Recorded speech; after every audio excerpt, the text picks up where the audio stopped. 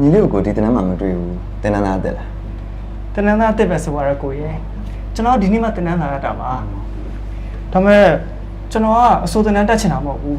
ဂဒတီတနန်းတက်ချင်တာ ညီလေးကဂတာတီးဝါသနာပါတာပေါ့ဂတာတီးကဘယ်လောက်ကြာပြီလဲ ဘာမှမကြောက်သေးပါဘူးကိုရဲ့အဲ့ဒါကြောင့်မို့တနန်းတက်ပြီးတော့စနစ်တကျသင်ကြားခြင်းလို့ပါ ကောင်းတာပေါ့ညီကိုဝါသနာပါတဲ့ instrument တစ်ခုကိုအခြေခံစပြီးလေ့ကျင့်နေဆိုတော့ကောင်းတယ်အကောတော့အားပေးတယ်ဒါနဲ့ညီဒီဂတာလေးကတင်နန်းမှာတီးဖို့ဝယ်ထားရလား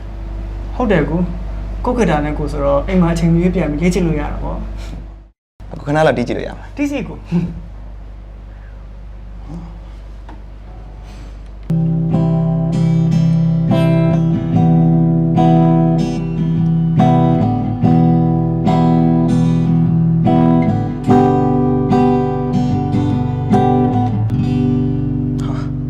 ညီလေးဂတာတော်တော်ကောင်းတာပဲဈေးလည်းကြီးမကုန်မယ်နော်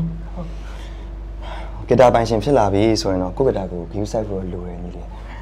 ညီဂတာတီးပြီးရင်လေကျိုးလေးတွေပြန်ပြန် short ပေး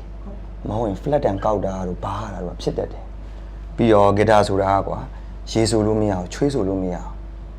ရေဆိုချွေးဆိုလို့ရှိရင်အုံတွေကြွလာတယ်ဖြစ်လာကိုယ့်ဂတာကိုတေချာ view site ရင်တော့ရေရှည်ကြာကြာတီးရတာပေါ့ကွာဂတာတွေကသူတို့ကိုချင်သူတို့ကလည်းကိုယ့်ကိုပြန်ချစ်တယ်တဲ့ အကိုကဂီတာအကြောင်းတော်တော်သိရတယ်နော်ဂီတာကိုလည်းကျွမ်းကျင်သိတတ်တဲ့ပုံပဲ အဲ့လိုလည်းမဟုတ်ပါဘူးကွာကိုချစ်တဲ့အရာဆိုတော့လည်းသိအောင်လေးလာတာပေါ့ အဲ့ဆိုတပုတ်လောက်တီးကြအောင် โอเคတီးချင်တယ်နော် ဟုတ်ကဲ့